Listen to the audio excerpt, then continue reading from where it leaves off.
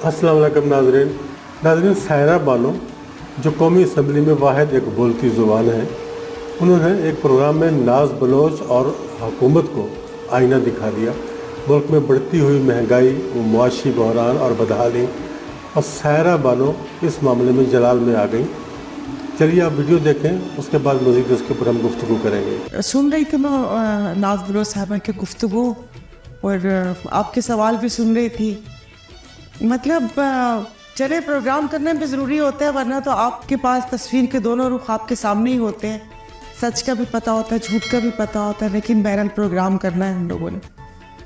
तो शायद खाकान अब्बासी साहब की बात से मैं 100% मुत्तफ़िक हूँ कि इन हालात में बातचीत किए बगैर आगे इलेक्शन या किसी चीज़ के ऊपर कैसे किसी भी पार्टी से कंसेंसस किए बगैर नहीं वो हो सकता। और ये बात माननी पड़ेगी कि वो मुल्क के एक बहुत बड़ी जमात है और जो वाक़यात हुए हैं उनकी हम मज़म्मत करते हैं, लेकिन उसकी साफ़ और शफाफ तहकीकात होनी चाहिए।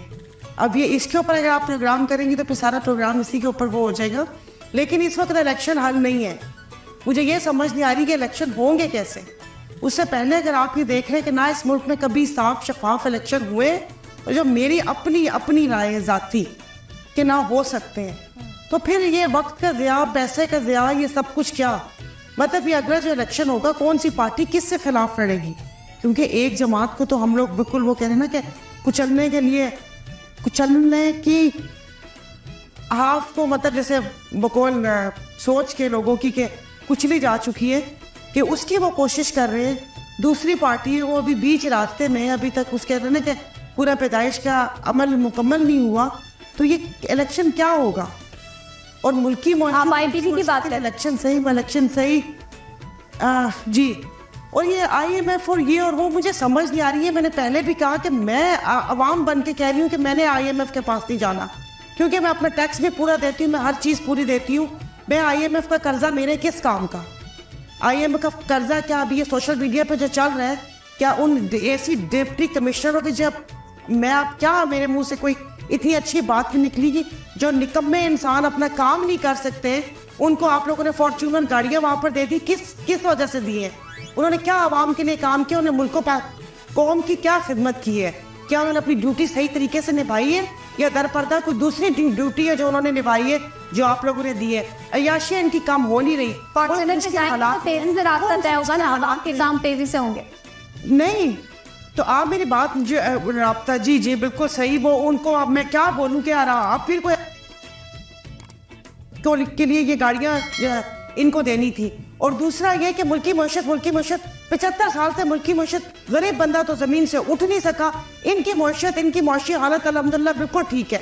सब कुछ बाहर पैसा, स्विस अकाउंट्स भरे में, हर चीज़ भरी हुई है। आज आके ये जो कीड़े मकोड़े 4-5 करोड़ को छोड़ दे, बाकी 20 करोड़ है, उनका इतना दर्द लेने की कौन सी ज़रूरत है इनको?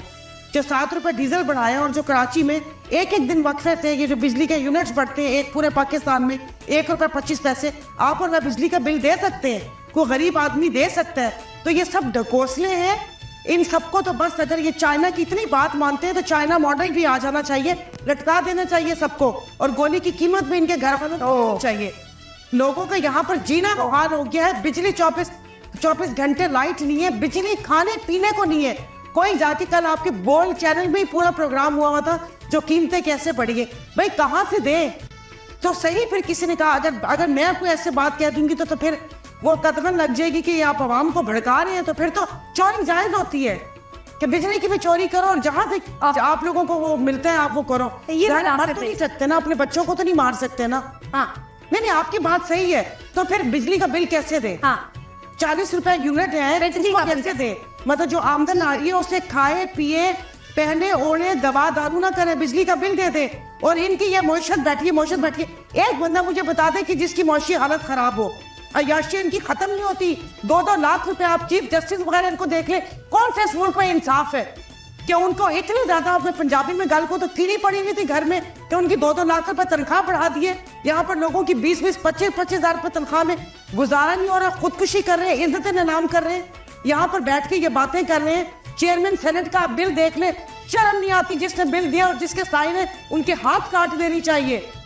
कि आप लोगों ने इस गरीब मुल्क जो बड़े गुस्से में आप लोग की लकीर के नीचे नहीं, गुस्से में नहीं है। आप आसपास हालात देखिए, लोगों के पास दवा दारू के पैसे नहीं है, फाके चल रहे हैं उनके घर में, बिजली का बिल नहीं दिया जा सकता, और ये यहाँ पर बैठ के IMF और ये बात करें कि एक पार्टी को कुछ अंदर ये आने वो आने, इलेक्शन होने नहीं होने, ये रखे वो रखे।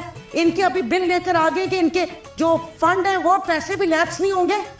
अभी तो मुझे परसों पता चला कि शाहजहां इकबाल साहब ने अपने नारोवाल में 35 करोड़ रखी है फैज अहमद फैज एकेडमी बनाने के।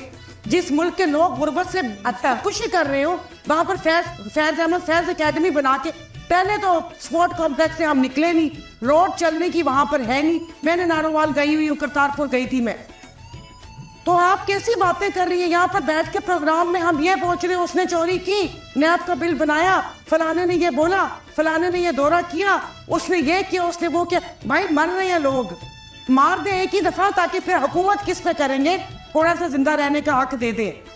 आई एम सॉरी, मैं इसीलिए बनाती नहीं प्रोग्राम में कि यहाँ पर आकर झूठ बैठ के मैं ये मौक़िफ़ बताऊं वो मौक़िफ़ बताऊं, लोगों की चीखें निकल जा रही, लोगों की बस हो चुकी है। जी तो दोस्तों, आपने सायरा बानो की गुफ्तगू सुनी, बड़ी दबाव गुफ्तगू करती हैं।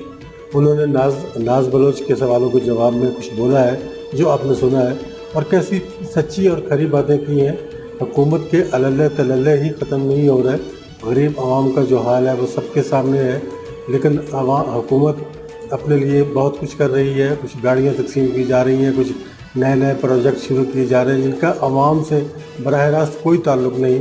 वो उन प्रोजेक्ट्स का ताल्लुक़ बराह रास्त इन खवास के साथ है। अब खवास को हमने क्या करना है, क्या करें जब गरीब आवाम के लिए कुछ सोचा नहीं जाएगा, कुछ किया नहीं जाएगा, कुछ बनाया नहीं जाएगा, तो फिर ये सारी चीज़ें आवाम के लिए तो फजूल है। हालांकि ये बनेगी आवाम ही के पैसे से, आवाम की जेब पर डाका डाला जाएगा और ये काम किए जाएंगे। जो पिछली हुकूमत ने अच्छे काम किए थे, इस हुकूमत ने उन कामों को भी तर्क कर दिया, बंद कर दिया है। सेहत कार्ड की मिसाल ले लीजिए, और भी कई चीज़ें हैं, जैसे पनाहगाहें बनाई गई थी या और भी कुछ चीज़ें ऐसी थी जो पिछली हुकूमत के दौर में की गई थी। गलत होगा इमरान खान, हम ये नहीं कहते कि उसके सारे काम अच्छे हैं, लेकिन जो अच्छे काम थे उनको तो कम से कम कंटिन्यू किया जाना चाहिए था, लेकिन नहीं किया गया। आपका क्या ख्याल है? वीडियो में कमेंट करके ज़रूर बताइएगा।